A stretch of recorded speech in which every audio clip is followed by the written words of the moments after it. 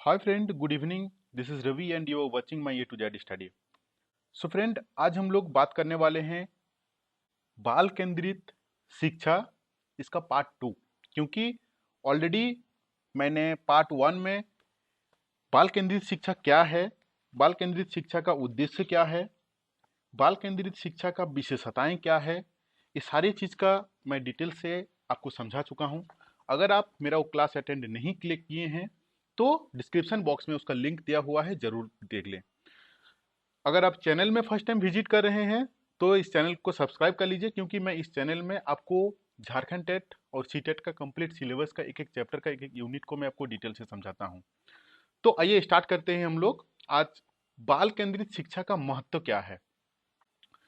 दोस्तों, बाल केंद्रित शिक्षा का महत्व, बाल केंद्रित शिक्षा क्या है कि बालक को केंद्रित करते हुए जो हम लोग शिक्षा देते हैं उसको हम लोग बोल रहे हैं बाल केंद्रित शिक्षा, जो हम लोग ऑलरेडी डिस्कस कर चुके हैं।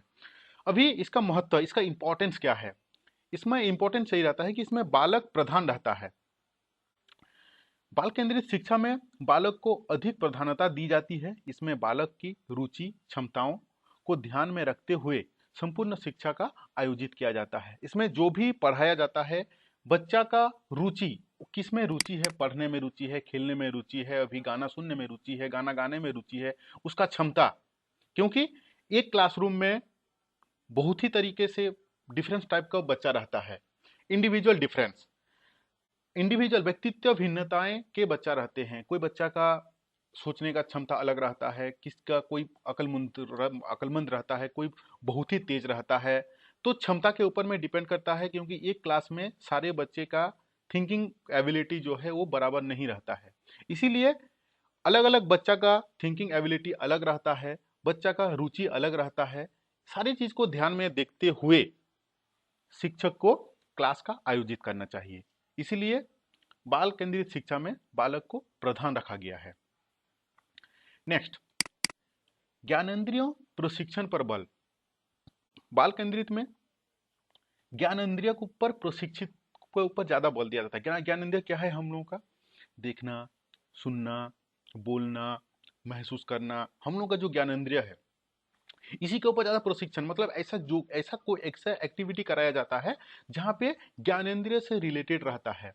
मान लीजिए कोई बच्चे को हाथ से करने वाला कोई भी एक्टिविटी, कोई भी एग्जांपल उसको दिया गया कि हाथ से करो। सपोज दैट कि आलोक सालोक प्रकाश संश्लेषण के बारे में पढ़ाया जा रहा है क्लास में, तो बच्चा को क्या किया जाता है, हाथ हैंड टू, बच्चा को पहले पेड़ लाया जाता है, फिर कैसे प्रकाश संश्लेषण होता है, सारे प्रक्रिया उसको बताया जाता है।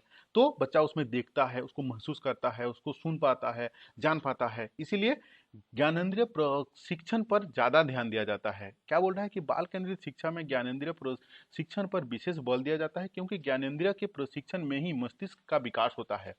अगर कोई भी काम बच्चा हैंड टू हैंड करेगा उसमें उसको ज्यादा समझ में आता है, इसीलिए ज्ञानेंद्रिय प्रशिक्षण पर बल दिया जाता है।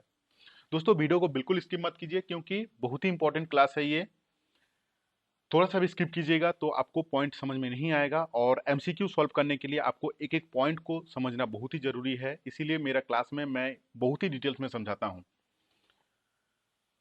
सरल और रुचिपूर्ण, बच्चा को वही क्लास ही दिया जाता है जिसमें वो रुचि रहता है, वो जो सरल रहता है, बच्चे को समझने में इजी रहता है। बाल केंद्रित शिक्षा बालक को सरल ढंग से ज्ञान से अज्ञान, मतलब पहले जो जानता है और वही जानते हुए चीज को एग्जाम्पल देते हुए अज्ञात चीज के बारे में उसको बताया जाता है। सरल ढंग से, इजी प्रोसेस से उसको बताया जाता है।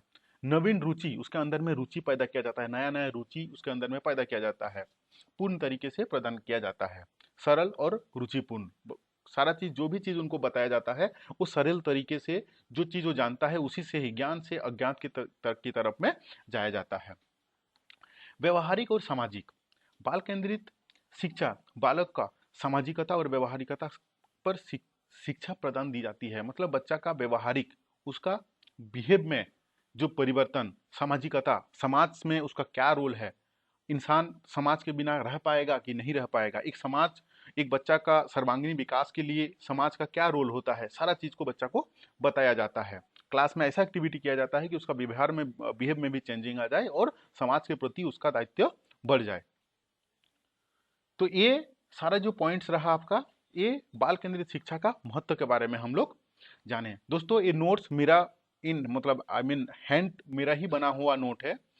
ये आपको कंटेंट कहीं पे भी नहीं मिलने वाला है, ना कोई यूट्यूब चैनल में मिलेगा, ना कोई किताब में मिलेगा। और मैं कोशिश किया हूँ आपको बहुत ही इजी तरीके से समझाने के लिए। तो प्लीज़ ध्यान रखिए और स्टेप बाय स्टेप सुनिए, बिल्कुल skip, please don't skip this video, है ना। बाल केंद्रित शिक्षा का सिद्धांत क्या है, अभी हम लोग इसका एक एक सिद्धांत को जानेंगे। पहला है चयन का सिद्धांत। बालक की योग्यता के अनुसार ही विषय वस्तु का चयन करना चाहिए। बालक की मानसिक दशा का भी शिक्षण के दौरान ध्यान रखना चाहिए। दोस्तों चयन का सिद्धांत जहाँ पे आता है, यहाँ पे इंडिविजुअल डिफरेंसेस, व्यक्तित्व भिन्नता जो वर्ड है ये बहुत ही इंपॉर्टेंट रोल प्ले करता है। एक बच्चा में, एक क्लास में डिफरेंट टाइप का बच्चा रहता है। कोई अक्लमंद रहता है, कोई तेज बुद्धिमान रहता है, कोई एवरेज बच्चा रहता है, कोई पिछड़ा हुआ बच्चा रहता है। तो क्लास का जो चयन होगा, जो विषय वस्तु, किस विषय वस्तु को पढ़ाया जाएगा, किस किस ढंग से पढ़ाया जाएगा, वो टीचर के ऊपर में, टीचर को डिसीजन लेना पड़ता है कि क्लास को कैसे सेग्रीगेट किया जाए। क्योंकि व्यक्तित्व भिन्नता को दिमाग में रखते हुए, ये नहीं कि टीचर सेंट्रिड एजुकेशन के टाइप में आए और क्लास में पढ़ाना स्टार्ट कर दिए, तो बच्चा को समझ में भी नहीं आएगा, वो उतना एक्टिव नहीं रहेगा क्लास में। इसलिए जो भी सब्जेक्ट को, जो भी विषय वस्तु का रचना किया जाता है, वो बच्चा का एबिलिटी को देखते हुए बनाया जाता है, उसका मानसिक दशा को देखते हुए बनाया जाता है। प्रेरणा का सिद्धांत, ठीक है, मतलब मोटिवेट करना रहता है। बालक को प्रेरित करने के लिए वैज्ञानिक एवं महापुरुष की जीवन कथाएं, उनका योगदान के बारे में स्टूडेंट को बोला जाता है। वैज्ञानिक का क्या रोल है, महापुरुषों का क्या क्या रोल है हम लोगों का जिंदगी में, हम लोगों का समाज में, हम लोगों का सोसाइटी में क्या रोल है उन लोगों का। वैज्ञानिक आज कहाँ पे, पहले कहाँ था, आज कहाँ पहुंचा हुआ है, टेक्नोलॉजी कितना एडवांस हो चुका है, सारी चीज़ का उन लोगों को बताया जाता है कि उन लोगों का अंदर में, वो लोग भी खुद ही मोटिवेट हो और उस सब्जेक्ट के प्रति ज़्यादा उन लोगों का इंटरेस्ट बढ़े। कहानी और कविता के माध्यम से भी बालकों को प्रेरित किया जाता है। बहुत सारे कविताएं, बहुत सारे कहानी बता के भी बच्चे लोगों को प्रेरित किया जाता है, ठीक है। नेक्स्ट है क्रियाशीलता का सिद्धांत। क्रियाशीलता का सिद्धांत मतलब क्या होता है, जो भी एक्टिविटी करता है बच्चा, हैंड टू हैंड अगर करता है तो उसमें उसको ज़्यादा समझ में आता है, उसको ज़्यादा उसमें सीख पाता है। इस सिद्धांत के द्वारा छात्रों को क्रियाशील रखकर ज्ञान प्रदान किया जाता है, उसको एक्टिव रख के किया जाता है। ये नहीं कि क्लास में चुपचाप वो बैठा हुआ है और आप इसमें उसको पढ़ाई जा रहे हो, तो उसको कोई काम का नहीं है, तो उसको समझ में ही नहीं आएगा क्या हो रहा है। लेकिन उसी को अगर बिजी रखिएगा, कोई भी जो आप पढ़ा रहे हैं उसका एक तो रियल लाइफ का एग्जाम्पल के साथ वो बच्चे को कनेक्ट कर दीजिएगा, तो उसको ज़्यादा समझ में आएगा, क्योंकि वो एक्टिव रहेगा। तो इस सिद्धांत के द्वारा छात्रों को क्रियाशीलता रखकर ज्ञान प्रदान किया जाता है। किसी भी क्रिया को करने में छात्र के हाथ, पैर व मस्तिष्क सब क्रियाशील रह जाता है, अर्थात छात्र का एक से अधिक ज्ञानेंद्रिय का प्रयोग होता है। तो ये चीज जो हम बताएं, जो भी वो बच्चा करेगा क्रिया, उसमें क्या उसका हाथ पैर पूरा बॉडी मूवमेंट रहेगा, उसका वो पूरा बच्चा जो है उसी के ऊपर भी वो एंगेज रहेगा, उसमें उसका मेंटल भी डेवलप रहेगा, उसका मस्तिष्क भी उसमें क्रियाशील रहेगा, काम करते रहेगा। तो वो ज़्यादा उस टॉपिक के बारे में समझ पाएगा, वो बच्चा उसमें ज़्यादा, उसका ज्ञानेंद्रिय भी प्रयोग होगा, बच्चा उसमें ज़्यादा उस टॉपिक के बारे में ज़्यादा समझ पाएगा। इसीलिए क्रियाशीलता का सिद्धांत वही होता है कि बच्चा करके सीखे। लोकतंत्र का सिद्धांत, क्लास में टीचर बच्चा को कि वो बच्चा मेरे लिए अच्छा है तो उसको हम ज़्यादा ध्यान देंगे, ये बच्चा खराब है उसको हम ज़्यादा ध्यान नहीं देंगे, तो ये कॉन्सेप्ट नहीं है। ये कॉन्सेप्ट बाल केंद्रित शिक्षा में नहीं आता है, क्योंकि बाल केंद्रित जो है ये वैज्ञानिक का सिद्धांत है ये। इसलिए क्लास में शिक्षक को सभी स्टूडेंट को समान दृष्टिकोण से देखना चाहिए, ना कि कोई भेदभावपूर्ण से। लोकतंत्र सिद्धांत का मतलब वही होता है कि क्लास में एक टीचर जो है सारे बच्चे को ध्यान से देखेंगे, सारे बच्चे को इक्वलिटी के साथ ही देखेंगे, कि ये नहीं कि उसी को, कोई अच्छा बच्चा है तो उसी को ही ज़्यादा फोकस दे रहे हैं और जो बच्चा समझ में नहीं आ रहा है उसको तो ध्यान ही नहीं दिया जाए, तो वो बाल केंद्रित शिक्षा के अंदर में नहीं आता है। सर्वांगीण विकास का सिद्धांत, दोस्तों वीडियो को बिल्कुल मत स्किप कीजिए, क्योंकि जब तक आपका कंटेंट आपको समझ में नहीं आएगा कंप्लीटली, तब तक आप एमसीक्यू नहीं कर पाओगे। और ऐसा कोई टीचिंग एग्जाम नहीं है कि जहां से चाइल्ड एजुकेशन से क्वेश्चन आया है। बाल विकास बहुत ही इंपॉर्टेंट है, चाहे वो सीटेट हो, चाहे जेटेट हो, डीट, ट्रिपल एस, कुछ भी, केवीएस, कुछ भी, whatever exam you are going to give ना, तो उसमें आपका एक सीट बाल केंद्रित विकास से क्वेश्चन आने वाला ही है। नेक्स्ट हम लोगों का पॉइंट है सर्वांगीण विकास का सिद्धांत। सर्वांगीण विकास क्या होता है? बच्चा का सर्वांगीण विकास का मतलब क्या होता है? उसका मेंटल डेवलपमेंट, उसका फिजिकल डेवलपमेंट, उसका भौतिक डेवलपमेंट, उसका सामाजिक, उसका सांस्कृतिक, चारित्रिक, सारा चीज का डेवलपमेंट को मिलाते हुए जिसमें कंप्लीट डेवलपमेंट रहता है, उसको हम लोग बोलते हैं सर्वांगीण विकास एक बच्चा का।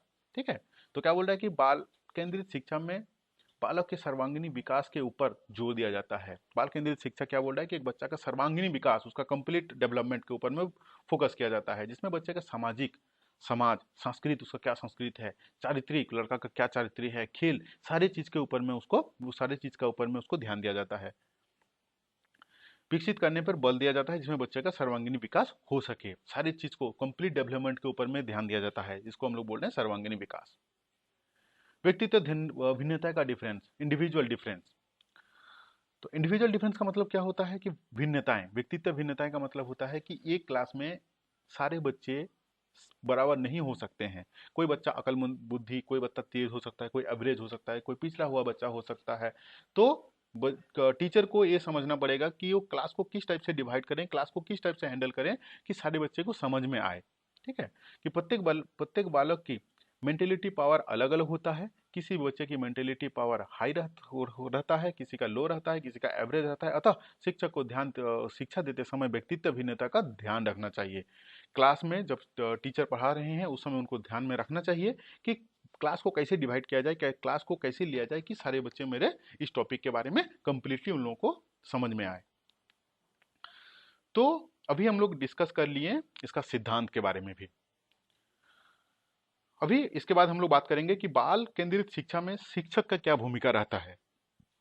What is the role in child centric education for a teacher. तो एक शिक्षक का क्या रोल रहता है चाइल्ड सेंट्रिक एजुकेशन में। इसमें शिक्षक को यह सोचना चाहिए कि स्टूडेंट को क्या सिखाना है, कैसे सिखाना है, इसके अनुसार ही स्थानीय पर्यावरण का चयन, पाठ्यक्रम आदि का निर्णय स्थानीय समाज का आवश्यकता को ध्यान में रखकर करना चाहिए। निष्कर्ष के रूप में यह कहा जा सकता है कि बाल केंद्रित शिक्षा में शिक्षक की मार्गदर्शक के रूप में महत्वपूर्ण भूमिका होता है। बिना मार्गदर्शक के शिक्षा अधूरी हो सकता है। अगर बाल केंद्रित शिक्षा तब जाके कंप्लीट हो पाएगा जब एक अच्छे टीचर रहेंगे। जब तक टीचर अच्छे नहीं रहेंगे तब तक बाल केंद्रित शिक्षा जो है अधूरी नहीं हो पाएगा। एक बच्चा का सर्वांगीण विकास होना पॉसिबल नहीं है, क्योंकि क्या पढ़ाना है, कैसे पढ़ाना है, पाठ्यक्रम का सिलेबस कैसे चूज करना, क्या चूज करना है, उसका पर्यावरण कैसे, स्थानीय पर्यावरण, स्कूल का एटमोस्फेयर क्या रहना चाहिए, सारा चीज का डिसीजन लेते हैं टीचर। सारी चीज का जब तक डिसीजन सही नहीं रहेगा तब तक बाल केंद्रित शिक्षा अधूरी नहीं रहेगा, अधूरी रह जाएगा। इसीलिए बाल केंद्रित शिक्षा में शिक्षक का भूमिका बहुत ही इंपॉर्टेंट रहता है। तो दोस्तों, आज हम लोगों का बाल केंद्रित शिक्षा का सिलेबस, इसका जो कंटेंट है ये कंप्लीट हो चुका है। मैंने इसको 2 भाग में डिवाइड किया हूँ। पहला भाग में भी आधा किया था, आज मैं बाकी को रेस्ट को कंप्लीट कर दिया हूँ। तो दोस्तों, चैनल में अगर आप न्यू हैं तो please don't forget to subscribe, क्योंकि मैं इसमें आपको कंप्लीट सिलेबस का कवर करने वाला हूँ। और वेरी रिसेंटली मैं GTET का सिलेबस का अकॉर्डिंगली क्लास स्टार्ट करूंगा। अभी दिन में हम लोग दो टाइम आपको वीडियो मिलेगा। एक दिन में मिलेगा मॉर्निंग 10 o'clock, और एक तो नाइट में मिलेगा 10 o'clock में। इसमें क्या होगा कि मैं एक बार आपको GTET का सिलेबस को पढ़ाऊंगा और एक बार CTET का सिलेबस को पढ़ाऊंगा। तो टाइमिंग में अगर डिफरेंस होना चाहिए तो प्लीज कमेंट बॉक्स में आप डिटेल्स में बता दीजिए कि कौन सा टाइमिंग आपके लिए सही रहेगा। और very recently I am going to do the live class भी मैं स्टार्ट करने वाला हूँ। तो अगर आपका कुछ टाइमिंग के ऊपर आप कुछ सजेशन देना चाहते हैं तो प्लीज मतलब आप कमेंट बॉक्स में उसका डिटेल्स बता दीजिए कि कौन सा टाइमिंग सही रहेगा आपके लिए। ठीक है, तो thank you to watching this video.